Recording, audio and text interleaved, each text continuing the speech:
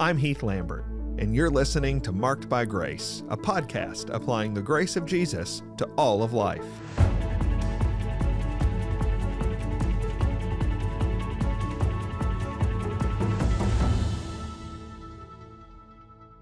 Well, I'm speaking to you in the spring of the year 2022. It's just after Easter, and I am aware that 2 years ago, our church, like all of your churches, our church here in Jacksonville, Florida at First Baptist Church was on lockdown. It was in early March that I made the decision, together with our other leaders, that we had to close this thing down like everybody else was. And what we realized over the course of the next few months, it would have been, we were closed up for about 3 months before we started to realize, okay, this isn't what it appeared that it might have been, and we've got to start having church again. And we found, over the ensuing months and now over the ensuing years, that it was actually a fairly easy process to shut down church. And opening church and getting people to come back has been a fairly complicated process. I'll tell you that in the spring of 2021, I was looking at the people who had returned. When we first opened up in the spring of 2020, we started out with several hundred people, and over the ensuing months, more hundreds of people came back, and then we were back into the thousands at our church.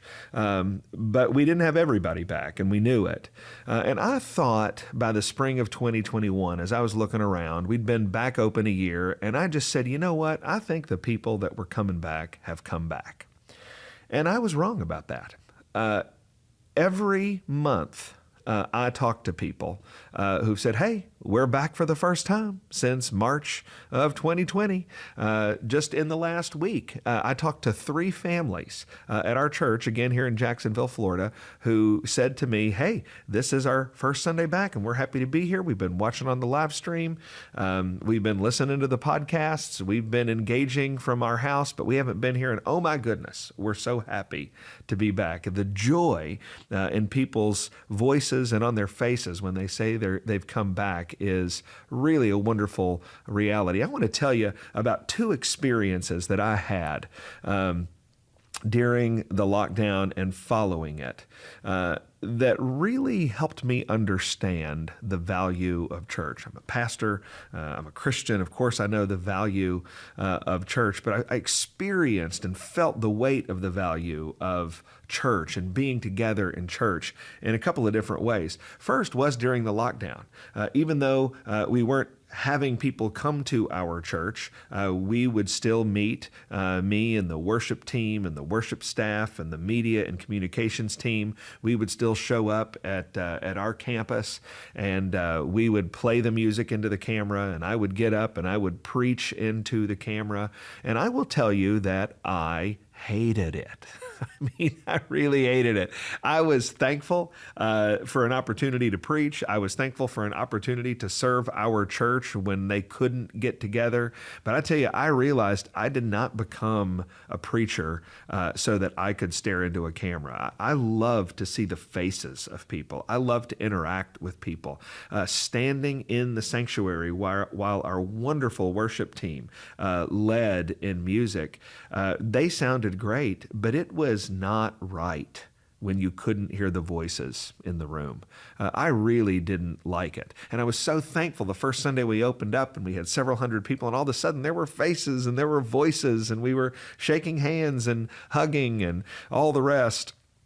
What we found out in the lockdown is we were afraid of contact with people.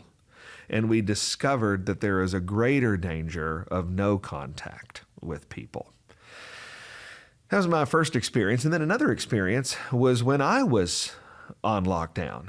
Shortly after we returned and we were getting back in the groove, I had to have 2 surgeries within 8 months of one another, and both of those surgeries required a month of recovery. And so in the span of 8 months, I was home for 2 months, and I got to participate in the live stream on the other end of it. I'd been participating in creating the content, and now I was participating in receiving the content. And I will tell you, after both surgeries at the beginning, in the early weeks, I was really thankful for that live stream. I was really thankful for the opportunity to participate in some way with my church and hear the preaching and hear the songs. But after about 3 or 4 weeks, I was sick of that too. And I realized I don't want to sit in my comfy clothes on the sofa and watch what other Christians are doing and have my voice fill up my living room. I want to be there with them.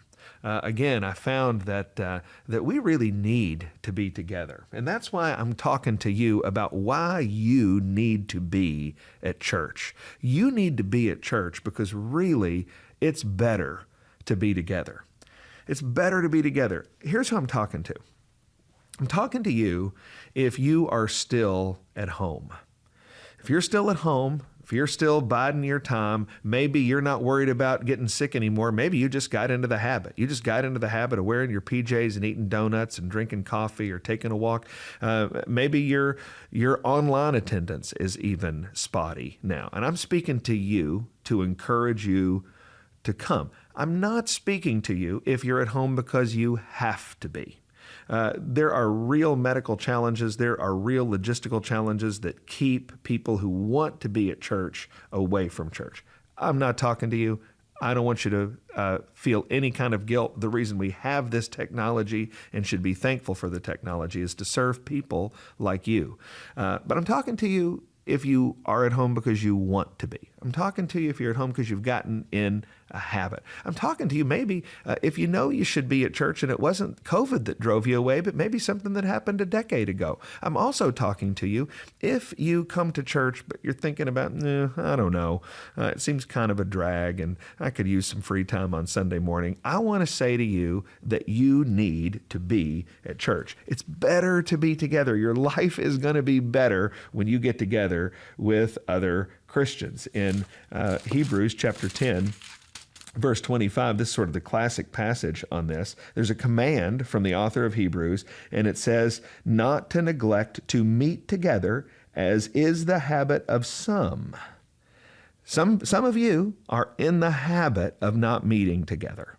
And the Bible commands you to break that habit and to get back together. And the Bible gives several reasons. That's chapter 10, verse 25. But right in the context of chapter 10, verse 25 is Hebrews chapter 10, verse 22. It says, let us draw near with a true heart in full assurance of faith. We're supposed to be drawing near to God. And in the context, the apostle doesn't want us to draw near to God alone. He wants us to draw near to God as we meet together.